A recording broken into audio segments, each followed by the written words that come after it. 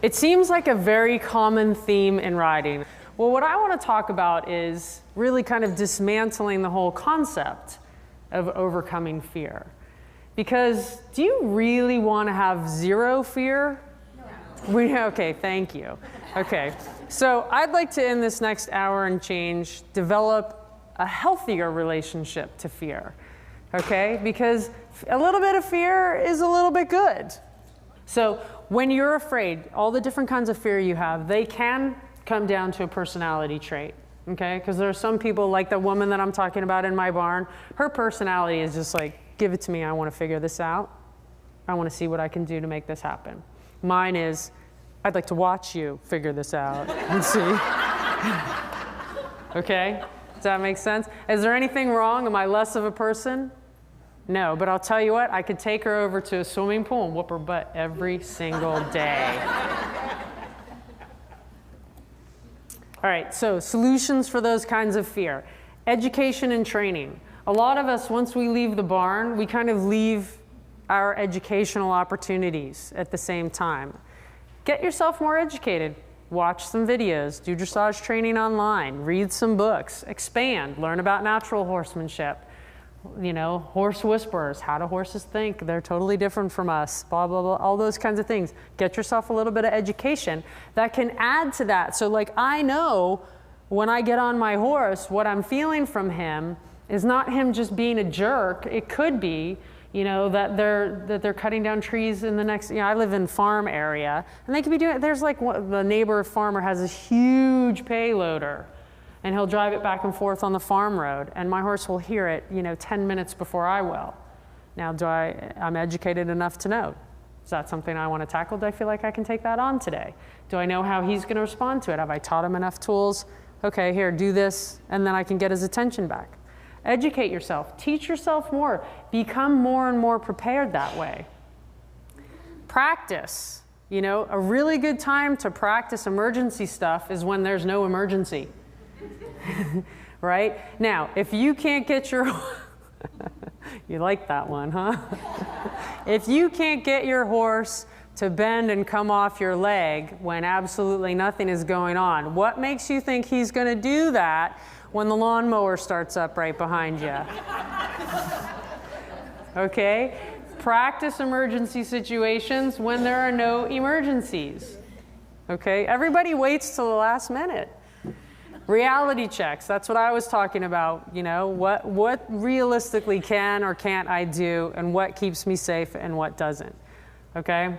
And self-talk, that's a little bit about, that's one of the tools that I use as a sports psychologist, is helping you create positive and powerful new self-talk statements. And then also relaxation visualization. Again, you can call me, and you have to find someone to teach you and help you with those. Okay, so applications, we talked about this. Learn more, get more education, ask more questions, widen your horizons. You know, we do things with horses. Anyone know why we always get on the horse on the left side of their body? The sword. The sword, right? I'm sorry, how many of us carry a sword when we ride now? I do. He does. Okay, but we get stuck in a box. Okay, see if you can find out how to get outside that box. It might help you, it might help your horse. Learn something new. It might give you more confidence, more skills, more techniques, more tools. The better armed you are, the more powerful you are, more powerful decision making you can make. Okay, anyone here just absolutely not crazy about their trainer? Get a new trainer. Okay, I know that sounds hard. We only had one little kind of shaky hand raise. That's the first time ever, though. Usually I'll do a talk and I'll ask that question, and hands will go like this. And they'll look around, is my trainer here? It's important. Who's helping you is important. Okay, so let's talk about fear of the trainer and the judge. Okay, this is where your mind really goes nuts. You know that little voice in your head? Everyone's got that little voice in your head, right?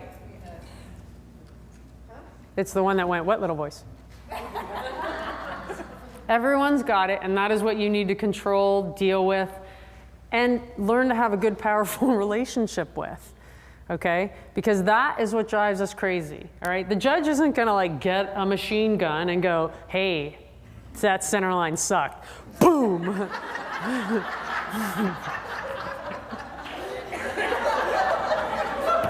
So if you're talking about the percentage, you're training 95% of the time and showing 5% of the time, maybe, okay? So what you need to do is you need to teach yourself how to show.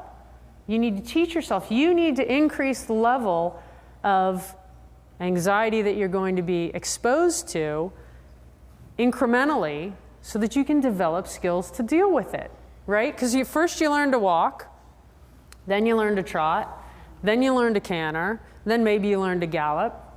You don't jump on a horse your first time and go gallop, hopefully. Some do, right? But typically, do you know what I mean? So, and I hear this all the time. Oh my God, my horse is perfect at home, and the one time we go to a show, he's terrible. I'm like, one time, not fair, right? Not fair to you, not fair to the horse. So what you want to do is you want to teach yourself how to be a good horse shower, how to be a good horse show person. So you want to, but you don't necessarily, just because you feel comfortable walking on a horse means you can go and gallop. You've got to get there. You've got to close that gap between being a confident, in control show person and, never showing, right? So you've got to close the gap. Take your horse around the corner.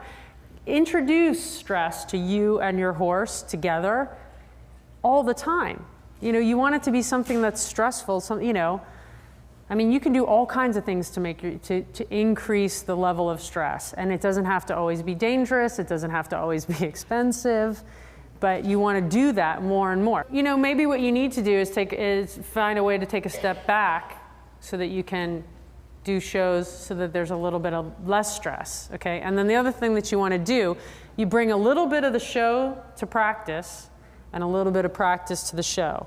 Okay, so when you are training with your trainer, be thinking about the horse show then. The mistake I see all the time is people wait until they get to the show to think about it. And they're like, oh, I don't really want to think about it, so I'm just going to ignore this. Okay, and then they get to the show and they're scared. And you do horse show a fair amount, so you could have better experiences based on having that much exposure.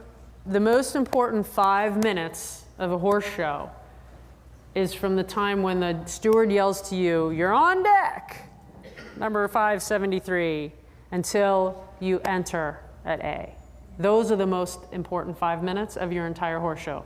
Because what happens, right? I see this all the time. The trainer will walk you. Okay, so then they say you're on deck. So the first mistake you make is you don't have your hat, helmet, gloves, or jacket on yet. Okay, so you stop, which totally messes up your juju. And slows, and your horse is like, oh, cool, we're done. Right? Okay? So you stop, and then you're like, oh, do I turn left or right at C? Right? And you're scrambling, and then your trainer's like, oh, crap. She's freaking out. All right? And then your trainer's like, it's okay. You're going to be fine. Just remember this. Right? And the trainer does not shut up between the time you go from the warm-up ring to where you go in and start to circle the ring, right? And that whole time, the trainer's freaking out, and you're like, wow. She is really freaking out. I must totally suck today. Am I right? Am I right?